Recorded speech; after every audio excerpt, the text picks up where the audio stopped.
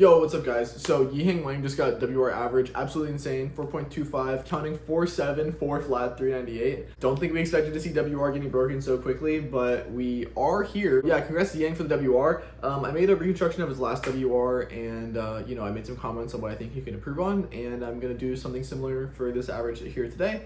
I think I have some interesting thoughts on, kind of his decision making. If you're wondering who I am and like what is my credibility in order to make this video, I'm world rank 11 for 3x3 average currently. I have a 5.3 official average, 5.4 official average, 5.5 official average. This average seemed a lot more technically proficient than the last one, and I think he did a lot more in terms of actually setting up his good continuations.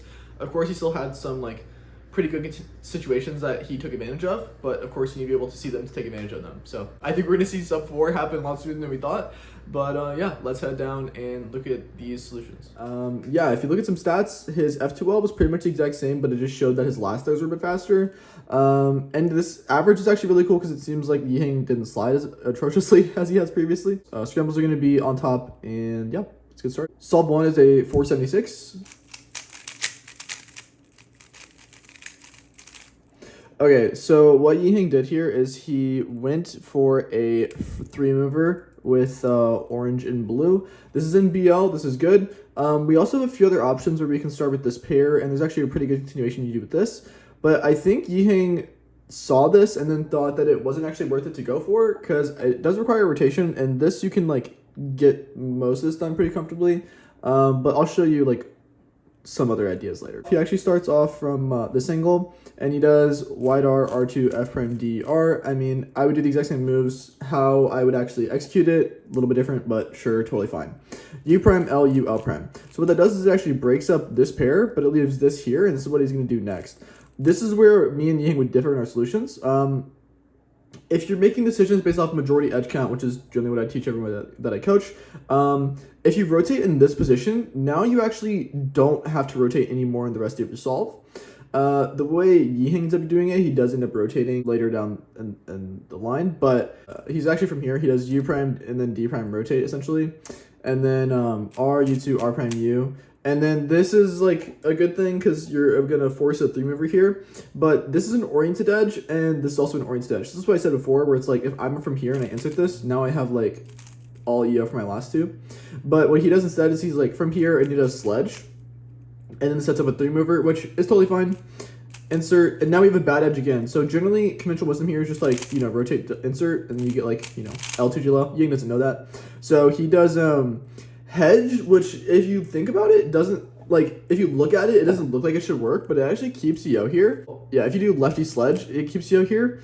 And then Yiheng's smart because he does, instead of doing U prime, L prime, UL, and then you get like pi, he does U2, L prime, U2L, which essentially just forces anti-soon instead. So that's pretty nice. I'm sure he saw that. I don't know why else he would just do like U prime, L prime, U2L. Pi is the worst of the cross cases, so like it does actually make sense to avoid it. It's just that we don't normally see people doing this at top level, because if you look at Zhuangyi and Timlin, they do pi ZB, so it's like avoiding it isn't really worth it. All the ZBs are equal if you train it well enough. So here he does lefty soon, and then he does the old R perm like this, which, whatever, teach their own. What I was thinking is a totally valid approach here is just as your start, you could do it from this angle R, L2, D, L. And then when you solve this pair, it actually takes this one out as well. So R, U2, R prime, and then U prime, L, U prime, L prime. Good edge, bad edge, R prime, U2, R. And then here, you can either just do like double sexy rotate and solve, or you could do like from here, R, U, R prime, U, R, U, R prime, U prime, F, insert like that. And then here you get like LZB or whatever. What I was saying before is I would do a different continuation from here. So from this spot where Yiheng's at, when you do L, U, L prime, I generally prioritize a back slot. So solving this into a front right slot doesn't really make that much sense to me, especially because I know this is a bad edge as well. So rotating here, like I said, I think is the best option from where we are at. I don't think rotating and solving this to set up this is really worth it. The argument could be made that it is because it's like slightly lower move count, I guess. But also Yiheng has very high burst TPS, and I think his capacity to get through this solve from this position is actually a lot better. As you'll see later in this average, his solves where it's like 4 flat or sub 4 have majority oriented edges, and I think if he can start prioritizing that more, he's going to be able to use his high TPS and actually take advantage of that and then get better continuations. Here, this continuation is either just solve this like that, and then you get U double inverse, Or you can do U prime and then just solve this into the front, and then you do that into the back, which is a little more move optimal. I think that's probably what Yiheng would have been going for. Last area is still a bit move heavy, but yeah. Overall, I think Yiheng did a very good job of like parsing through different continuations here. He did first pair in BL, which is obviously good, and then he like probably saw second pair in this as well. I think the way he did second pair could be improved on a little bit. Rotates left throughout, like for his first and second pair. He doesn't rotate for the rest of the solve. So I think that would have been the best approach, but ultimately what he did is totally fine. He sets up that 3-mover for third pair and then nicely avoids having to do another rotation and keeping EO and avoiding pi OLO. So yeah, overall, like very, very clean solve, and this is the worst counting time. So yeah, this is absolutely insane average, and that was 11.97 STPS.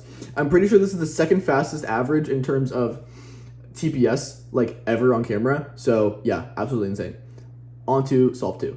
Yeah, so he ends up doing white cross, and he does this in a way that preserves this edge here. So you could do it from yellow top, green front, and just do like F2R, D2FR, but he does it like U2L, D2FR, which is like exactly the same thing. So here we have bad edge, and then good edge. What Yiheng does is really, really good here. So he does a wide U, and what that does is it actually changes all of our EOs. So now all those edges that were bad are now good. So now whenever I insert this into the back, I'm going to be able to spam so nice on this.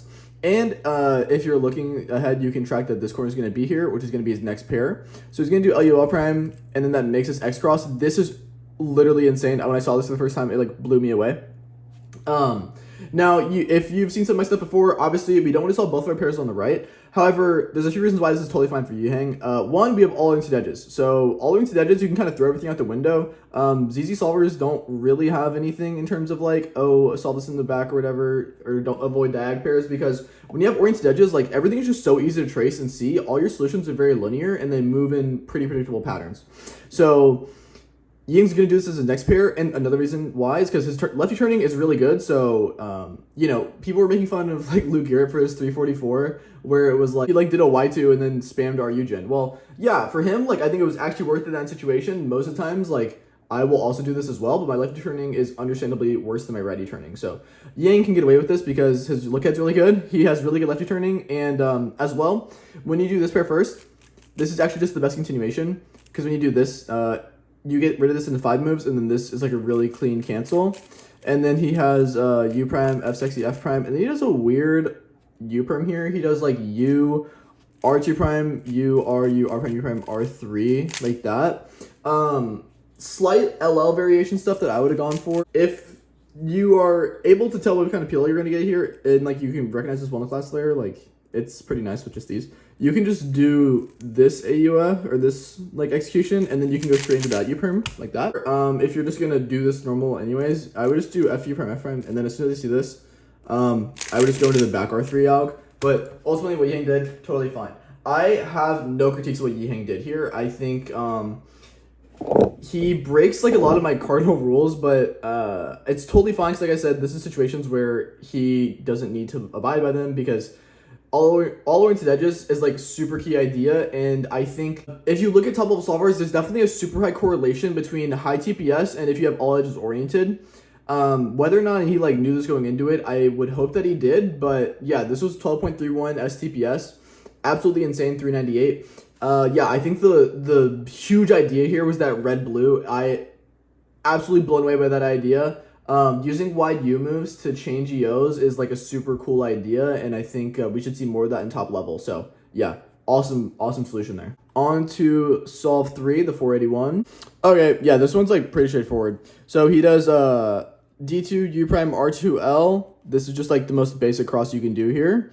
You have a few other options, but I think like, you know, maybe you could do something from the start like U R2 D2 U2 R prime LU2 L prime, and then you have bad neutral, so you would rotate, and then I don't know, you have a continuation. That's not bad. I think Yiheng can execute that very well, but instead he just does something really simple, stupid, D2 U prime R2L, and then here I think it's a little dubious what he goes for. He does U, and then he takes out this corner, so this is now a 3-mover, and he solves his first pair in front, right? If you are not Yiheng, do not do this, okay? Like, you are not going to be able to effectively deal with this. So, yeah, I don't do it. I honestly don't agree too much with his decision making either, because we have good edge, but it's a diag pair, so it's not the greatest. What he ends up going for is he takes out this slot in the back with like R prime U R D U, and then instead of just inserting it, he does like a DU, so that way it's like a U2 away. And then he does R, U2, R prime. This is nice because anytime you have this pattern with this stacked on top of this pair, R, U2, R prime makes this a 3-mover. So, you know, that's nice, of course. R, U2, R prime. And then he rotates, which I think this is also the right move.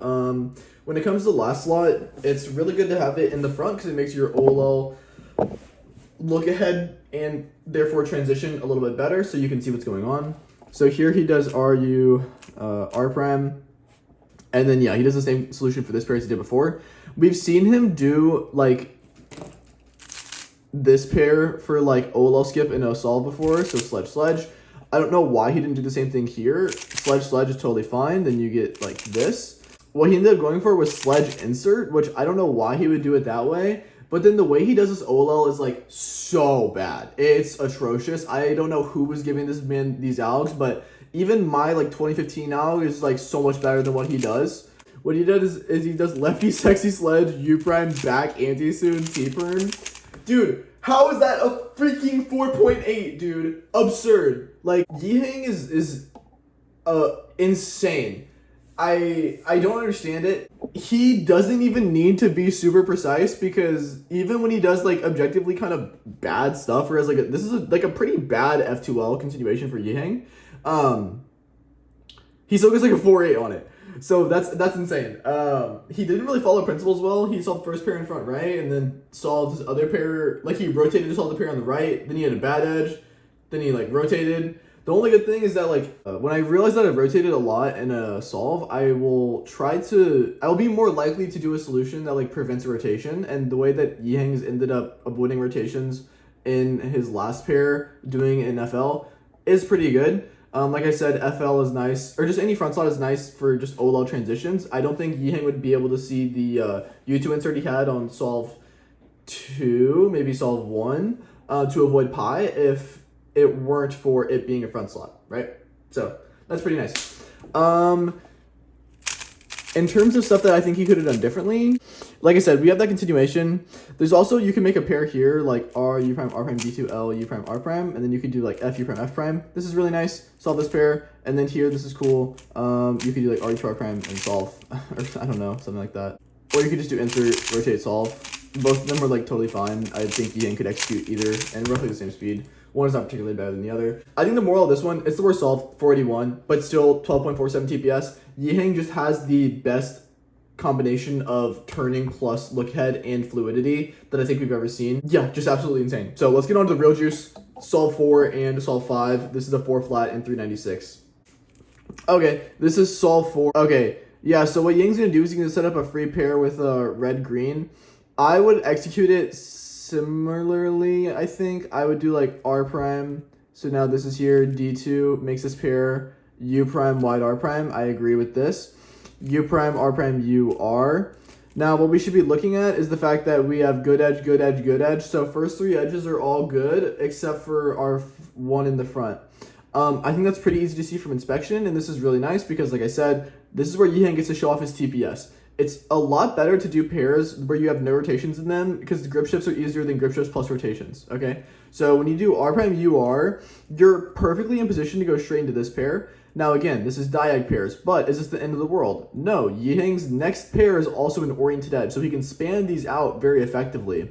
And then he'll be able to go into his last pair. So here he does LU, L2, U prime, L.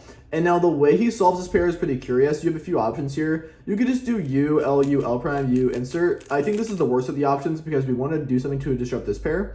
What you could do is R, U prime, R prime, LU, L prime. I think this is also totally valid. What YIHENG ends up going for is here he does, what's from here? So he does U prime, R, U, R prime. And then here we have an option, right? Do we do LU2L prime or U prime, LU prime L prime? Generally, LU2L prime is better from home grip because it avoids rotation, or it avoids regrip, and it is just a little bit easier.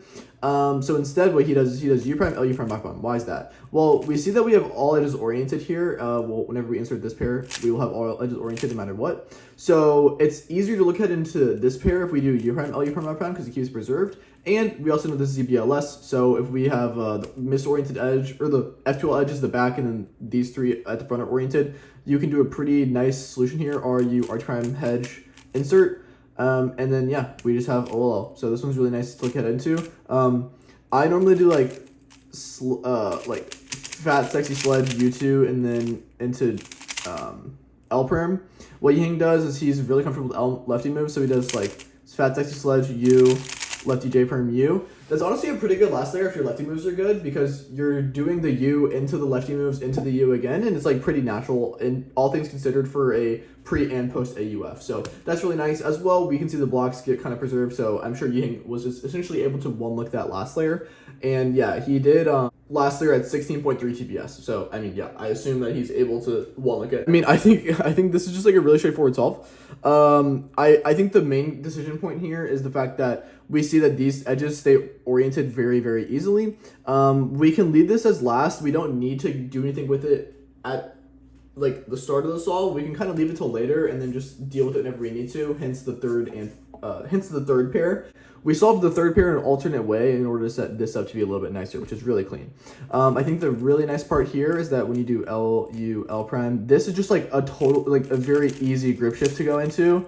And everything is really nice from here. So yeah, I think this decision making here is quite good from Yiheng. And yeah, the turning is really nice. But like I said, I think Yiheng is able to show off the best whenever he has all edges oriented. So if I was Yiheng's coach, I would be telling him, get all your edges oriented. It makes your look ahead so much nicer, which is already really good. So it then allows you to spam really well because he's really good with lefty and righty turning. So the fact that like you may get situations where all of it is lefty spam, it does not matter to him because he can do it essentially the exact same. So like if we were building the perfect ZZ solver, it would just be Yiheng Wang. Okay, so that's kind of what I want to get across to you. But yeah, that was a 4 flat at 13.5 STPS. Absolutely absurd TPS from him. But again, like I said, he probably saw all three pairs in inspection and then just like was looking ahead to the fourth pair to like see the OLL. It was very, very straightforward. On to solve 5. Okay, this one is the meat and potatoes, 396. This one's really nice. So here we do R prime Z2. We see we have a free pair on yellow. Is there really a nice way to preserve it? Meh. So what are we going to end up going for? We're going to solve a white cross. What we're going to do is we're going to do we're actually going to do something really cool. So we're going to solve cross and we get set up to this situation. I want you to see off the bat as well, all oriented edge, oriented edge, oriented edge, oriented edge. Theoretically, we should not need to rotate for any of the solve. So what Yiheng does is he does U, R prime. This is a multi-slot now. So initially, if we're looking at a first pair, what do we look at first? I would have tracked this as my first pair, but Yiheng is really nice. He sees this instead. If I do orange, green as my first pair, R prime, what do I have to do? I have to do a U2, insert, and then I have to move this over in a line to insert that. Is that optimal? No. What we should do is we should do R prime, go into this lefty solution, and then U insert. That's like a few moves less. It's really nice. But again, here, we have our first two pairs solved in the front right. I do not think this is very good. However, if we look at it back from inspection, where should we be tracing this corner, this blue-red corner? So if we're looking ahead, we see this gets put here, this gets put here, this gets put here. This corner stays here the entire time after we finish cross because none of our moves here are affecting it, right? If I show you what it looks like from this angle, we do it like this, okay? So now we're from here. Yiheng is essentially seeing it from this part in his brain because he already saw this in inspection. So he knows it's going to end up here. He does U, knows the way this corner is oriented. R prime U, R, U prime L, U, L prime. Yiheng, I'm 100% sure, saw all three pairs in this solve, and he was probably pooping his pants because he was like, oh my god, this is insane. This is practically free for me. It's not really surprising. I think Yiheng got a 396 on this. My apologies. This was 12.37 TPS, absolutely insane. And then yeah, we have a few ways to insert this pair. So we can either do like U2, solve it like this, Or we can do U and just solve it like that, which is the way Yiheng did it in this case. But yeah, I think the really cool thing is just the fact that he was able to take advantage of these oriented edges. Like I said, I think this is where Yiheng's able to shine his best. And like I said, it's no surprise that when you have all oriented edges and someone who can turn very, very well with lefty and righty turning and has the best look ahead in the world, they're going to get super high TPS solves, right? So I think this should be a point of importance for many top level solvers coming up. We're gonna just see CFOP converge on like kind of ZZ. It'll be a mix of them, and you'll be using it to your advantage whenever you can. I think a lot of people are sorely missing out on EO ideas, and it is unfortunate. So we solve this. Now we get this. You could just do like R prime to R. I don't know why he didn't do that, or like UR2 R prime. Again, we would get like a really nice continuation into that. What Yiheng did is he did U and then lefty Nick loss, which I don't know why he did that. StuCube asked me like why I think he did that, and literally like when you are flowing, it does not matter what you do as long as the alg is slightly comparable. I have alternates that sometimes my brain just makes a decision on the fly what to do, and it's not necessarily right or wrong, it's just something to get it done, and as long as it doesn't impede your turning or you can do it in equal speed, and it doesn't really change like the CP too much, it is totally fine to use whatever alg if you can do it in equal speed. The way Yiheng executed the lefty Nick loss was like really nice. So I mean, whatever. I can't get mad at him for that. And then he just does A perm, so totally fine. Again, I don't have any critiques on that solve either. I think that was a perfect solve from Yiheng. But I will say I think he benefited from the fact that most of the EOs on this were like pretty much solved in the scramble. I don't think that's something that people really take into account too much. What I think you should take away from this average is that you do not need to be Timon to be very good. I know people have already known this about Yiheng for a good amount of time, but Yiheng just does simple CFOP very, very well. He goes down the correct routes whenever he needs. When he needs to do a U2 insert to make a better pair, he does it. When he doesn't need to. When he does sledge to force a 3 mover, he always does that. Personally, I'm of the opinion that he could probably benefit to think about EO a little bit more. Like I said, solve 1, he definitely could have rotated after first pair and then been able to spam like he did on these other ones. And I think this average could very easily be like 4.1 in that case. Ying is very, very good at making decisions in these types of spots. I think we will see a sub 4 average from Yiheng very, very soon. I think it's a matter of if he's forcing EOs on his solves, like essentially doing EO cross as much as possible, or if he's just getting nice scrambles with EOs done. Also, his last layers in this were pretty alright, like soon, or lefty Nick loss A perm, bad sexy sledge, lefty J perm. The 481 had like really bad last layer, but he's just bad, so just do a decent alg and you'll get a fine continuation. F sexy F prime U perm, and then left soon R perm. So yeah, last layers are really, really nice, like through and through here. I think that's why his last layer, if you look at the stats, the last layer is definitely a little bit faster than his previous last layers. That's not because he got better all of a sudden or he learned ZB. It's just, no, he got better cases. So of course there's going to be some luck in the world record average. I don't think this one had as much luck as the last one, or just like, not luck, but just pretty straightforward multi-slots that were just made for him. This one, I think he definitely worked a little bit harder to actually set things up, and I think I'm really happy to see that. I mean, of course, we know he's very, very good, and I'm not trying to discredit him in any way, but this one seems a lot more technically proficient, and the TPS here is insane. And like I said, TPS is correlated with oriented edges. Yeah, what do I think Yiheng could improve on from this average? Just understanding EO a little bit better. He sometimes just, my take on just top level solvers or people who are trying to get top levels, that they know what EO is, but they don't use it to the degree that they should. If you're able to use EO and systematically figure out how to approach pairs and whatnot, you will see like a reduction in rotations, an increase in TPS, and much easier look ahead on your part. So yeah, Yiheng got away with breaking some rules, but he didn't actually break the rules because when you have all oriented edges, the rules kind of go out the window. So they're very, very underrated an idea, and I think if you focus on them more, you will see improvements, and I think Yiheng could stand to benefit a little bit more from that as well. So yeah, congrats to Yiheng. Thank you to Stewie for reconning this average. And yeah, really happy to see the new world record, and yeah, I think we might see sub 4 by the end of the year. I know the year's coming to an end pretty quick, but man, Yiheng is insane, and congrats for not sliding. Awesome. Thank y'all for watching. Hope you enjoyed. Peace.